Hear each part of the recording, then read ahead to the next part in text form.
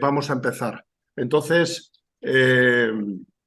bueno, ya comentaba antes que lo hacemos en estas fechas y en este horario, por sobre todo el problema con los jóvenes, que entre semana no pueden y bueno, han planteado esta hora y queríamos aprovechar el mes de julio-agosto para hacer unas charlas de formación marxista que fuesen un punto de apoyo, sobre todo para constituir un grupo del partido eh, aquí en Madrid, de jóvenes.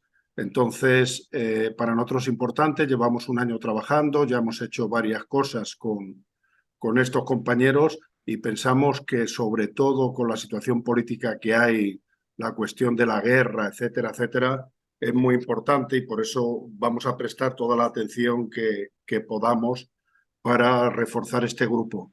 Entonces, bueno, ¿qué es sobre qué queremos hacer la formación? Fundamentalmente sobre marxismo como método, decir, pensamos que sigue siendo una herramienta fundamental para entender lo que pasa, pero también una guía para la acción. Ya sabéis, Engels decía que el marxismo no es un dogma, es una guía para la acción y por lo tanto vamos a intentar demostrar brevemente, porque no tenemos tampoco todo el tiempo del mundo, que esto es así pues a la luz de los hechos que están sucediendo ahora.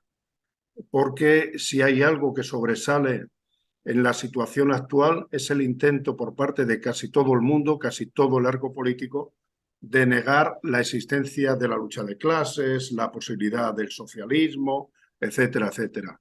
O sea que, bueno, siempre la derecha lo hemos oído decir, que esto de la lucha de clases ya se ha acabado, que ya no hay obreros, que ahora con la inteligencia artificial no se sabe qué va a pasar, pero que las cosas parece que se van a hacer solas y no van a hacer falta trabajadores.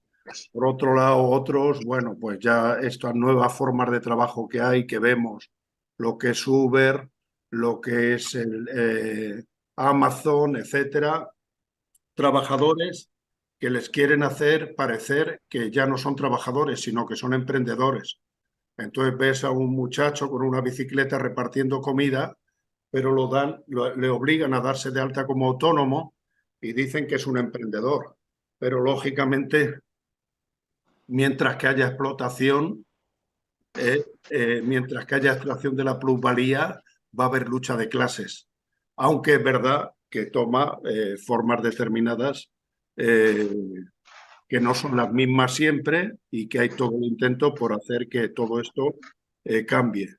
Entonces, siempre el marxismo, lo que entendemos por el marxismo, Marx no, lo de la lucha de clases y otras cosas no las inventó él. Marx hace una compilación de otros filósofos y de otros militantes anteriores que ya estaban defendiendo el socialismo, pero Marx habla de darle un carácter científico quiere decir a una sociedad que hasta entonces había estado viviendo pues en base a los dogmas, a la religión, a las creencias, a las supercherías, y entonces él trata de poner por encima de todo, en base a los estudios que hace, la ciencia lo primero, darle un rigor científico a la teoría, a una teoría del movimiento obrero, de la lucha de clases. Y él dice la historia de la humanidad es la historia de la lucha de clases.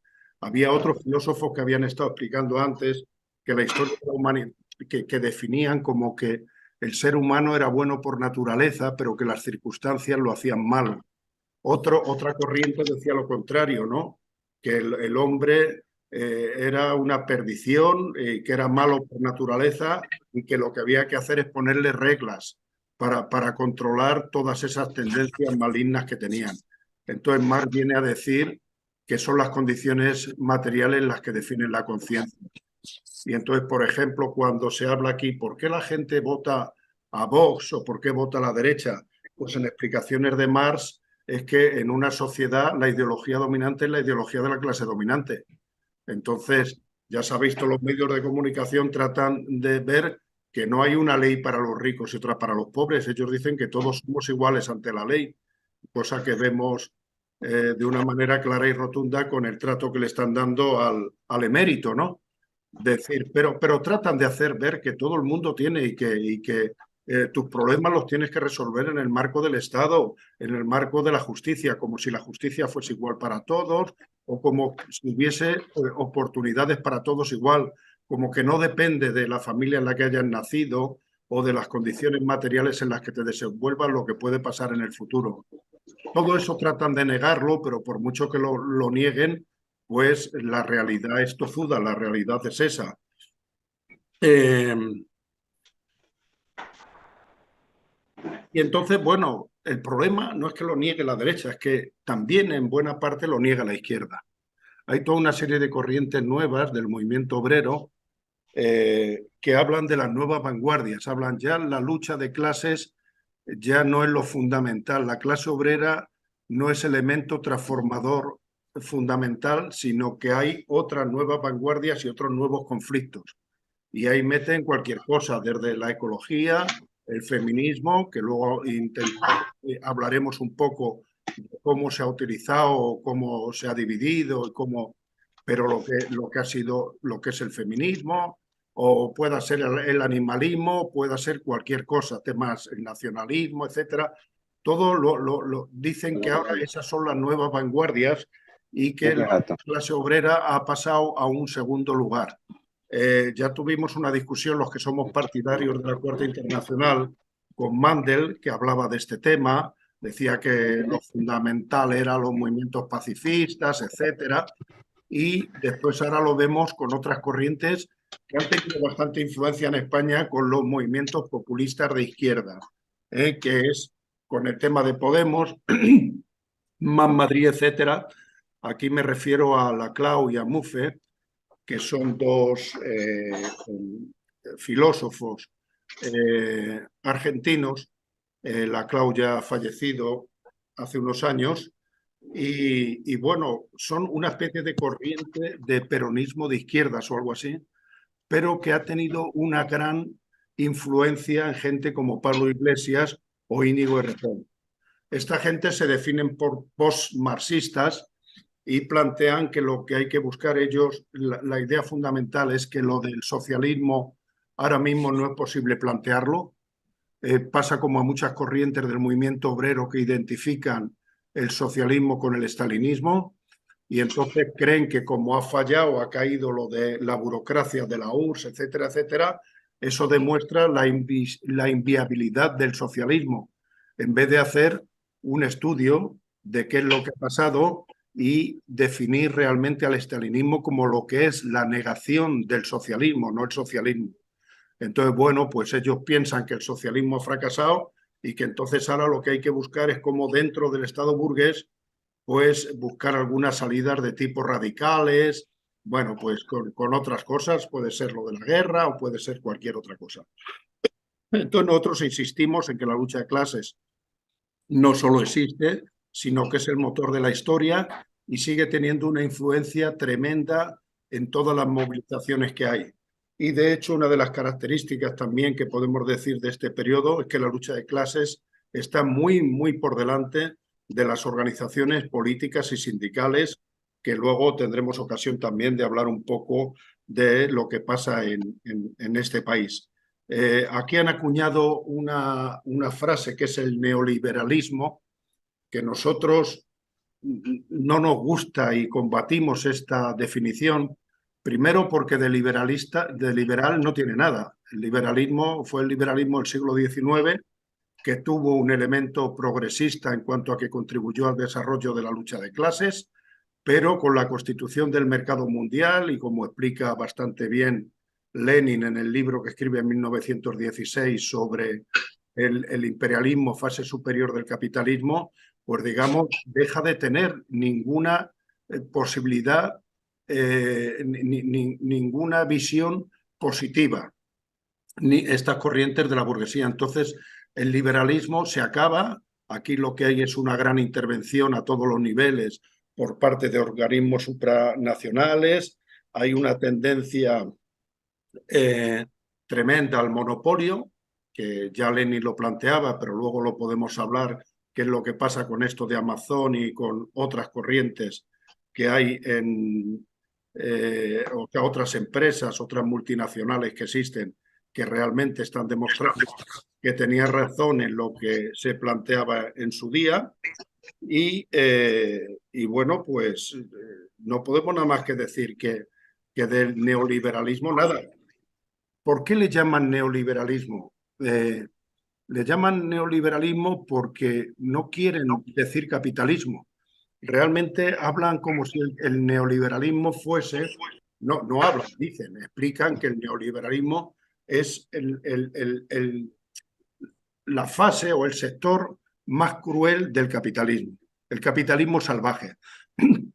Pero realmente lo que estamos viendo es que no hay ningún marco para un capitalismo agradable o para un capitalismo progresista en ningún lado, salvo que alguien piense que el capitalismo progresista, por ejemplo, Joe Biden en Estados Unidos frente a Trump, es verdad que corresponden a elementos distintos, pero ¿qué elemento progresista tiene todas esas corrientes? Que pueda ser Biden o que pueda ser la Unión Europea, etcétera, etcétera. Entonces, nosotros preferimos decir el capitalismo y decir que el capitalismo sigue siendo incompatible con la mayor parte de las necesidades de la población y que por eso choca continuamente en el terreno económico, en el terreno político, en el terreno de las libertades, etcétera, etcétera. Entonces, bueno, aquí hubo durante un tiempo la socialdemocracia jugaba el papel del capitalismo bueno bajo la forma de lo que era el keynesianismo. El Keynes, que fue alguien que en la crisis de los años 30 llegó a plantear que la solución para salir de la crisis era la inversión pública, o sea, el papel del Estado. Keynes explicaba que él eso no era para solucionar los problemas de los trabajadores y los pueblos, era para solucionar la crisis capitalista. O sea, es un hombre de derechas. Y después, por ejemplo, hay algunos como el Krugman, Paul Krugman, que es un economista norteamericano, también premio Nobel, que escribe mucho, por ejemplo, en El País, y que hace unos años vino aquí a España y la izquierda le hizo un recibimiento tremendo. Y al hombre tuvo que aclarar, bueno, yo quiero deciros que yo no soy de izquierdas, que yo lo que quiero es que un capitalismo humano, no sé cuánto y tal, pero que yo defiendo el sistema capitalista y defiendo la propiedad privada, etcétera, etcétera. Bueno, pues para nosotros, si nosotros nos ponemos a analizar a la luz de la lucha de clases, por ejemplo, lo que hace un gobierno, si nos vamos a nuestro país, nos encontramos con que todos los análisis son de un gobierno que ha hecho grandes cosas, ha subido el salario mínimo, ha hecho una reforma laboral, ha hecho no sé cuántas cosas, y una oposición que ha negado el pan y la sal y que ha hecho, que ha privatizado, que no sé cuánto, que tal. Y bueno, pues nos dan a elegir entre dos posiciones que nosotros, que somos bastante serios a la hora de analizar la realidad política, decimos que no es eso lo que pasa en nuestro país. Si nosotros analizamos un gobierno, a la luz de la lucha de clases, tenemos que decir, ¿este gobierno para qué clase trabaja? ¿Trabaja para los trabajadores o trabaja para los empresarios? Y podemos verlo simplemente decir, para empezar, sujeto a la Unión Europea y a los dictados de la Unión Europea, está trabajando para la libre competencia en contra de lo público y que en nombre de la libre competencia se haga cualquier cosa, cualquier desastre. Enemigos de cualquier nacionalización, enemigos de empresas públicas, enemigos de lo mínimo que pueda ser un sustento para la democracia, las relaciones laborales, en la industria, en la economía, etcétera. Entonces, ¿qué es lo que hace, por ejemplo? Si analizamos lo que han sido los PERTES son los planes estos de ayuda de la Unión Europea, pues basados en el dinero que, bueno, no han regalado de ninguna manera. Es un dinero que vamos a tener que devolver y muy pronto vamos a empezar a devolver o van a intentar que empecemos a devolver. Pero los PERTES estos se hacen, os voy a poner un caso, hay muchos, empresas, sectores del automóvil, sector energético, Pero hay uno que es el PERTE del Corte Inglés. El Corte Inglés pide un PERTE, ellos dicen que es para informatizar la empresa, pero que es un PERTE para crear una especie de Amazon del Corte Inglés. O sea, una especie de desreglamentación de las relaciones laborales para conseguir competir con Amazon. ¿Cómo trabajan estas empresas? Además, tenemos un compañero aquí en la charla que ha trabajado para Amazon, pero ¿cómo trabaja Amazon? Pues Amazon trabaja sobre la base de, por un lado, la elusión fiscal en todo lo posible, pero sobre todo de la superexplotación de la gente. O sea, estos aquí te cogen en Getafe, por ejemplo, gente que tiene varios centros en Getafe, Amazon, y entonces tú vas con tu propio coche, te sale por una aplicación una serie de encargos para hacer, te interesa, vas a por ellos, te pagan miserablemente y sobre esa es sobre la base que tiene el beneficio. Sobre esa base destruyen el pequeño comercio. Sobre esa base destruyen todas las relaciones de todo tipo, porque claro, ahora el que quiera competir con ellos tiene que hacer unas relaciones parecidas como está haciendo el caso del Corte Inglés. Si vemos ya lo del automóvil, pues para qué decir más. Ya sabéis que aquí hay una cosa que es un bluff, que es lo del el coche eléctrico. En teoría, el 1 de enero del 35, de 2035, ya no se pueden vender más coches de este tipo y en la mayor parte de las grandes ciudades, incluso desde antes, o sea, perdón, coches de este tipo no, solo podrá haber fabricarse coches de este tipo, coches eléctricos, y los coches de combustión ya no se podrán vender y se podrán utilizar durante un tiempo los que ya se hayan vendido, pero ya las empresas, lógicamente, si un coche no lo vas a poder vender, pues lo van a dejar de fabricar bastante antes. Bueno, esto es muy largo, pero esto no va a ir a ningún sitio porque no van a conseguir ni que haya coches eléctricos para todo el mundo, ni que haya unos precios asequibles para que la gente pueda comprarlo, ni que haya puestos de recarga, ni que haya materias primas, ni que haya nada de nada. Sin embargo, le están dando un montón de dinero a las empresas para que monten o fábricas de baterías o fábricas de coches eléctricos que tienen un 40% menos de mano de obra porque tienen menos piezas que lo que tiene un coche de combustión, un coche de gasolina o un coche de gasoil. Bueno, pues a eso es a lo que se dedican con el dinero. No dedican el dinero a mejorar la sanidad. Habéis visto en la crisis de la pandemia del COVID que no había batas, que no había mascarillas, que no había vacunas, que no había medicinas, que no había respiradores. No había nada. No había nada porque todo venía de China, porque todo se ha ido deslocalizando en nombre de la defensa del medio ambiente y tal. Pero no penséis que han aprovechado esto para ahora volver a hacer fábricas de ese tipo y tal. No, no, sigue siendo lo mismo.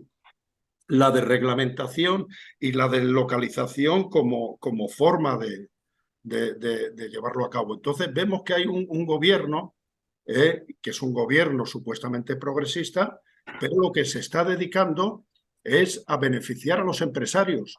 Si nosotros cogemos los impuestos, ¿qué política fiscal lleva el gobierno? Es la política fiscal de beneficiar, porque aquí, claro, se le echa la culpa a Díaz Ayuso de que reduce los impuestos, pero los impuestos los están reduciendo todos en todas las comunidades, compitiendo entre ellos. Y además, fijaros qué barbaridad, en algunos casos, con impuestos que han sido cedidos por el Estado, que no son de las autonomías.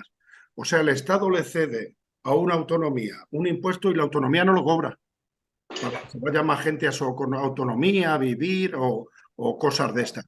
Pero en general lo que hay es un aumento de los impuestos indirectos tipo el IVA. El IVA ya sabéis que es el impuesto que pagamos todos, ganemos lo que ganemos.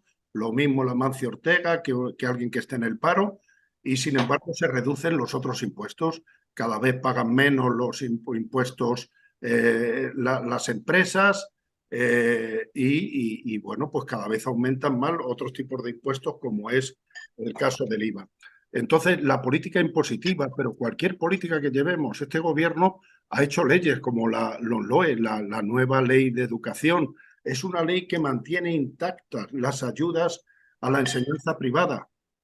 Después hablamos de por qué la gente vota a la derecha, Pues cuantos más colegios privados haya y cuantos más colegios de curas y de monjas haya, lógicamente más ideología de ese tipo va a haber. Y entonces, pero se hace con dinero público, se está destruyendo la enseñanza pública. Pero es que lo vemos en la formación profesional, es que lo vemos en la dependencia, es que lo vemos en un montón de cosas, sigue privatizando. Si ahora vamos por ejemplo, los ferrocarriles, aquí en Getafe se ha montado, en Getafe, en los pueblos del sur, se ha montado una plataforma en defensa de las cercanías, porque es un auténtico desastre las cercanías. ¿Cómo funcionan? ¿Por qué? Porque se han tirado 15 años los distintos gobiernos sin invertir en cercanías, invirtiendo todo para el AVE. ¿Por qué invierten para el AVE si el AVE, por ejemplo, en Madrid lo utilizan 100.000 personas y lo utilizan 1.200.000 utilizan las cercanías? Pues lo hacen simplemente porque luego lo privatizan y luego vienen las empresas, en algunos casos incluso empresas públicas de otros países, a quedarse aquí con el negocio. O sea, es una puñetera vergüenza y sigue habiendo desreglamentación. Entonces, quiere decirse que hay la política de los gobiernos sí es una política de clase, no es una política que mira por la ciudadanía. Ya ves que estos conceptos que se hablan ahora mucho con el tema de la ecología y tal, de la sociedad, del mundo, del no sé qué, como si fuesen, o sea, aquí no se habla de trabajadores, aquí se habla de contaminación y da lo mismo si vives en África que si vives en Estados Unidos. Y es decir, no tiene nada que ver. Es decir, aquí se está deslocalizando la contaminación a los países más pobres y tal, y se está llevando una política de destrucción en estos países que por otra parte genera luego, entre otras cosas, la inmigración y tal, porque son algunos países o algunos continentes como África, que son continentes riquísimos en materias primas, pero que sin embargo pues no hay ninguna posibilidad de desarrollo porque el capitalismo ahoga a todos estos países, a continentes enteros y los obliga a que vayan a estas barbaridades. Entonces, yo me quería ya meter en dos cuestiones que para mí son importantes y que habíamos hablado con los compañeros jóvenes, de hablar con el tema de la guerra y el tema de la inmigración. Bueno, primero la guerra.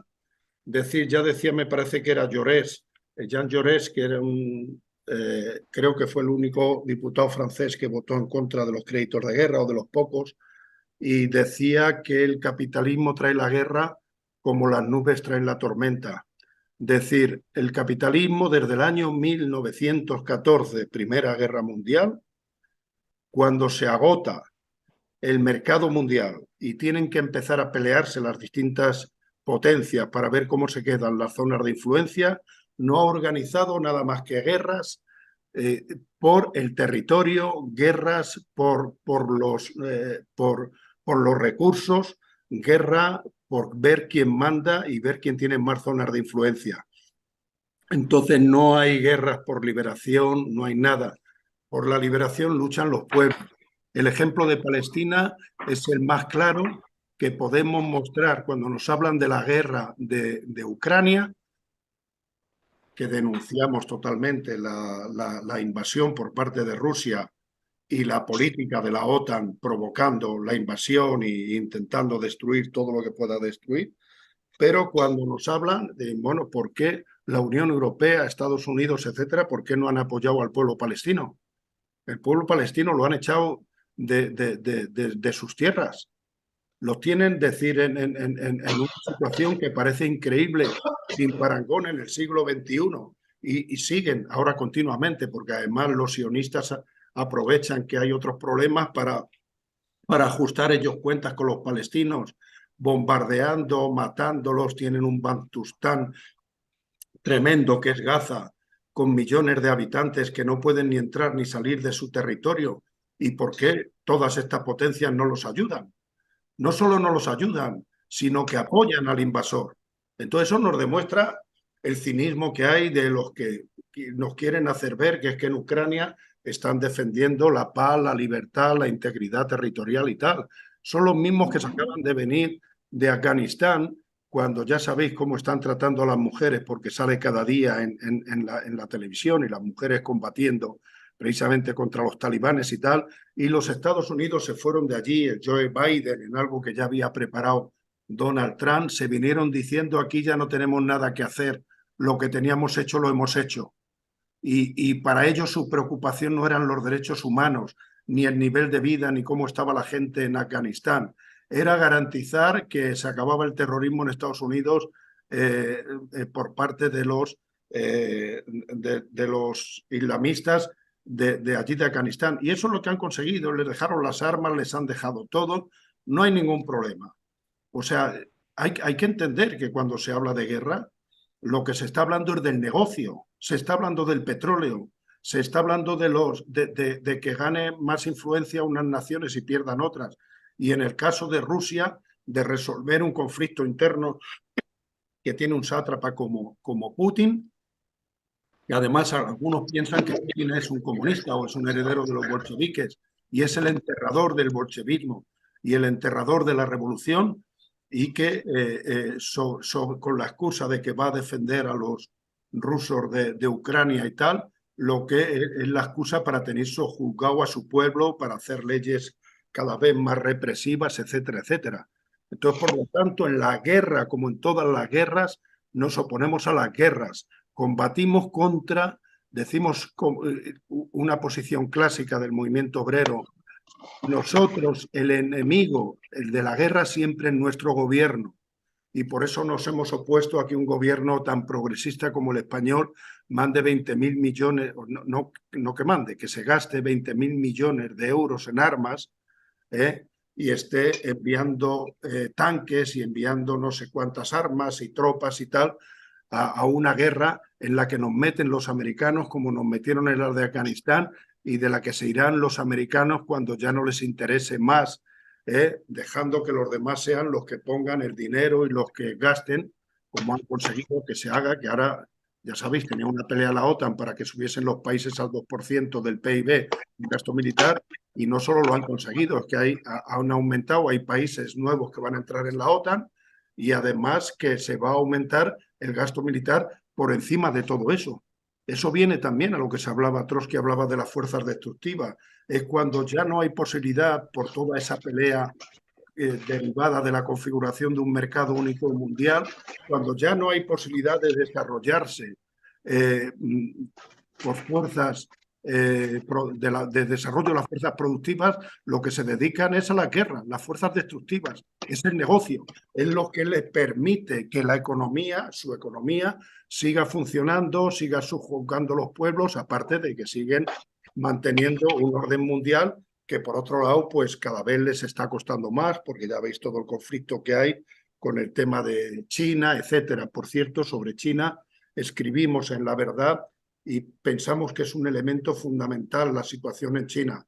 A nadie se le oculta que realmente el enemigo de los Estados Unidos no es Rusia, que también, pero sino fundamentalmente China, desde el punto de vista económico, desde el punto de vista militar y desde todos los puntos de vista, porque además a nivel poblacional, pues ya sabéis, tiene 1.400 millones de habitantes y es un auténtico peligro para el dominio de los Estados Unidos, y por lo tanto os animo a que leáis todo esto. El otro tema, y con esto ya termino, que era plantear el tema de la inmigración. Acaba de decir Meloni, ya sabéis que es la reaccionaria presidenta de Italia, acaba de decir que Italia necesita 400.000 emigrantes para los próximos 2 años, pero necesita 400.000 inmigrantes como ellos quieren, con la titulación que ellos quieren, con el perfil laboral que ellos quieren, de los países que ellos quieren, y que se vayan de Italia cuando ellos quieran si no los necesitan. Fijaros qué contradicción cuando están dejando de morir a miles en el mar, que digan que necesitan 400.000. Y es la gran contradicción en la que ha metido el capitalismo, el desarrollo capitalista, toda la desigualdad que hay, que también se nota a nivel de los países. Hay países, España es de los países que tiene la tasa más baja de natalidad, y los países europeos pasa un poco lo mismo. Entonces son países que realmente necesitan gente, necesitan personas, pero lo quieren hacer, como ellos dicen, de una manera ordenada. Cuando toda esa gente que se echa al mar con el peligro de morir, se echa al mar porque no tiene otra solución, porque los Estados Unidos, la Unión Europea, las multinacionales están destruyendo sus países, están destruyendo la economía y les obligan a jugarse la vida viniendo para acá. Y lo vemos en Siria, lo que os contaba antes del compañero que hoy no puede estar en la charla, pero que ha salido de Siria con la guerra y que luego ha estado en Turquía y tal. Turquía hay 4 millones de refugiados, 4 millones. De ellos 3,5 millones sirios. Y el gobierno criminal turco recibe un dinero de la Unión Europea para no dejarlos salir. Y los tiene sin derecho ni a la sanidad, ni a la educación, ni nada. A 3,5 millones de personas, imaginaros. Es lo que tiene. Pero es que acaban de hacer un acuerdo ahora con varios países, uno de ellos Túnez, que hacen lo mismo. Y España lo ha hecho con Marruecos. Les dan dinero para que no dejen pasar a la gente. El episodio de la valla de Melilla fue una respuesta por parte de Marruecos a ese acuerdo que llegaron, que aparte pues ya llevaba otras cosas como el reconocimiento del Sáhara como un terreno marroquí, etcétera, etcétera. Entonces, en Túnez venía ayer en la prensa que el gobierno tunecino está cogiendo a los emigrantes y los lleva al desierto y los deja sin comida y sin agua para alejarlos del mar, para que no vengan aquí. Es todo, todo, todo a cambio de dinero. La Unión Europea acaba de aprobar un acuerdo para recoger emigrantes que hablan de 30.000 emigrantes, 30.000 emigrantes. Imaginaros qué cifra, cuando solo de ucranianos se han recogido 4 millones. 30.000, bueno, pues sabéis que esos 30.000, ni siquiera para repartirse esos 30.000, que vendrían de una manera, digamos, más o menos ordenada, ni siquiera hay acuerdos en la Unión Europea, porque hay gobiernos como el polaco y el húngaro, que son de estos que han apoyado a Vox aquí en las elecciones, que se oponen ni siquiera a la pequeña parte que les corresponde. Y lo que ha hecho la Unión Europea es permitir que el que no quiera acoger a un emigrante que le toque tiene que pagar una multa, tiene que pagar un dinero. Y mientras tanto, aquí en España y en otros países los tienen en los CIES, que son auténticas prisiones, y tienen a la gente, pues, en muchos casos con grandes dificultades para acceder a la sanidad. Y no os digo nada, porque aquí en España el que no tiene papeles no solo no accede a la sanidad, es que no puede acceder ni a la ayuda alimentaria si no están censados en un ayuntamiento, cosa que cada vez es más difícil de conseguir.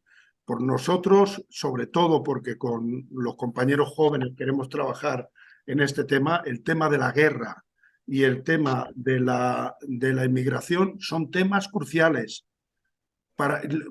Los inmigrantes son el proletariado que hay en este país, son la gente que está en la construcción, son la gente que trabaja en el campo, son la gente que está en la limpieza, son la gente que está en los trabajos peores pagados, y esa gente tenemos que conseguir que no sea algo al margen de la clase obrera española.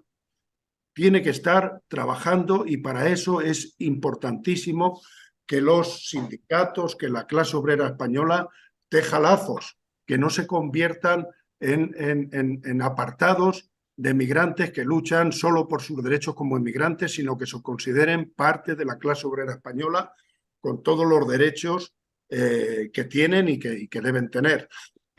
Entonces, por un lado, el tema de la inmigración, y por otro lado, el tema de la guerra. La constitución del Comité de Jóvenes contra la Guerra es muy importante. Sabéis que nosotros estamos, a partir del KTP y a partir de otros asociados, hay creado un Comité Internacional contra la Guerra, donde estamos orgullosos de estar con compañeros franceses, alemanes, italianos e ingleses, que no son compañeros de la Cuarta Internacional, pero sí son compañeros que se rebelan como se rebelaron a principios del siglo pasado los que se oponían a los créditos de guerra.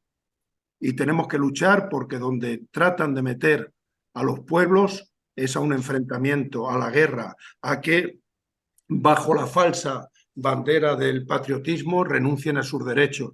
Las declaraciones del consejero, del comisario de Exteriores de la Unión Europea, Josep Borrell, es diciendo: ahora no es el momento de los convenios, ni de la sanidad pública, ni de la enseñanza, es el momento de la guerra y de gastar dinero para la guerra.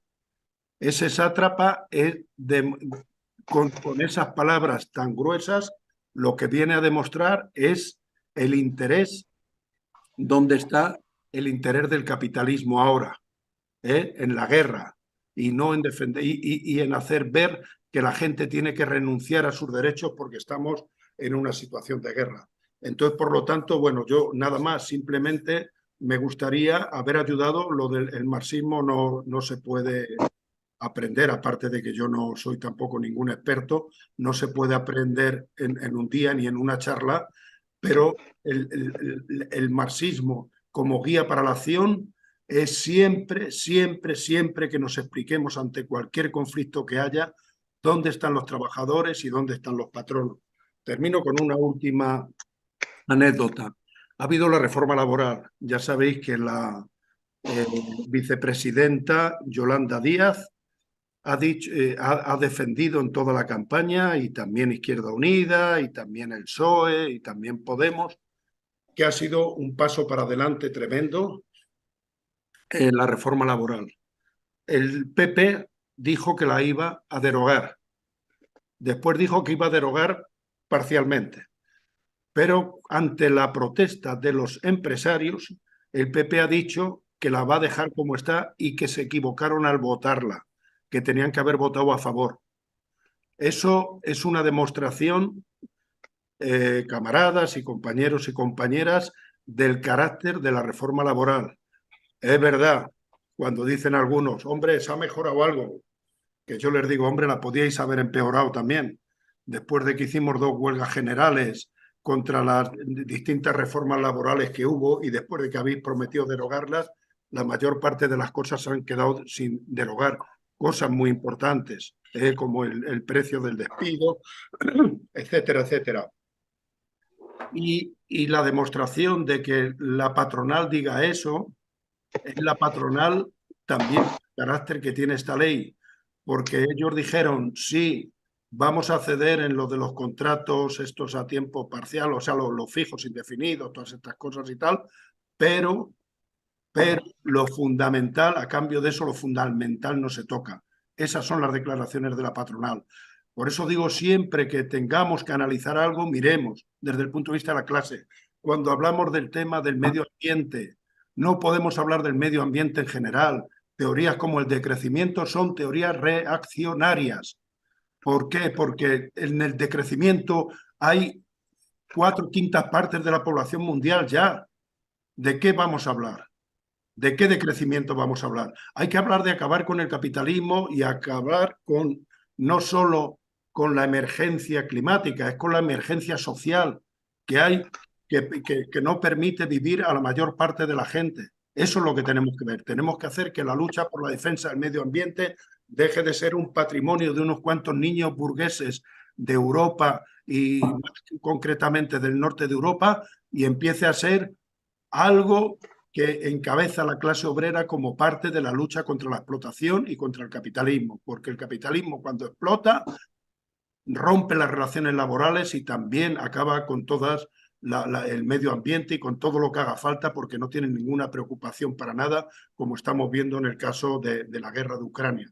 Lo mismo pasa con la lucha por el tema de los derechos de las mujeres. Siempre nos reivindicamos de Rosa Luxemburgo. Hay que vincular la lucha por la liberación y por la igualdad de las mujeres a la lucha por la transformación social. Si no, lo vamos a convertir en otra cosa. Lo vamos a convertir en otra cosa. Y lo mismo pasa con lo del medio ambiente. Si el medio ambiente termina siendo culpa de la gente, como tratan de hacer ver los ecologistas, pues lo que nos encontramos con que la culpa la tenemos nosotros porque no tenemos 8 cubos de basura en nuestra casa para seleccionar la basura, o porque no tenemos placas solares, o porque montamos en coche, o porque dicen que tenemos que reducir la huella ecológica de cada uno de nosotros. Si entráis en la web del Ministerio de Consumo y veis al finiquitado ministro de Consumo, lo que te trae hasta una simulación para que tú pongas cómo contribuyes tú a destruir el planeta. Y tienes que poner ahí tu huella y te dice, bueno, tienes coche, tienes casa, te vas de vacaciones, montas en avión, no sé qué, y al final eres tú el culpable del calentamiento global.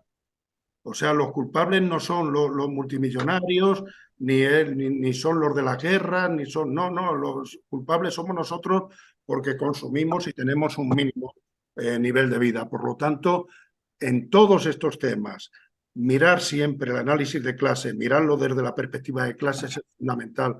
Y yo creo que esa es la aportación más importante que ha hecho Marx y el marxismo al movimiento obrero y a la situación y a la teoría política. Bueno, yo creo que me he estirado más de la cuenta y se me han quedado muchas en el tintero porque os quiero recomendar también, si veis el canal de YouTube del POSI, hay varias charlas que tenemos ahí al camarada Xavier Arrizabalo, que ese sí es un experto en marxismo, sobre todo economía marxista, y yo creo que es el mejor economista marxista que hay en nuestro país y que escribe recurrentemente en la revista de La Cuarta, en La Verdad, aparte de que tiene libros y tal, pero hay varios vídeos suyos que si tenéis tiempo pediría, ponéis en Google el canal YouTube del POSI y hay varias intervenciones de él que yo creo son muy interesantes para el conocimiento del marxismo, desde luego, eh, muy necesarias. Bueno, pues nada más.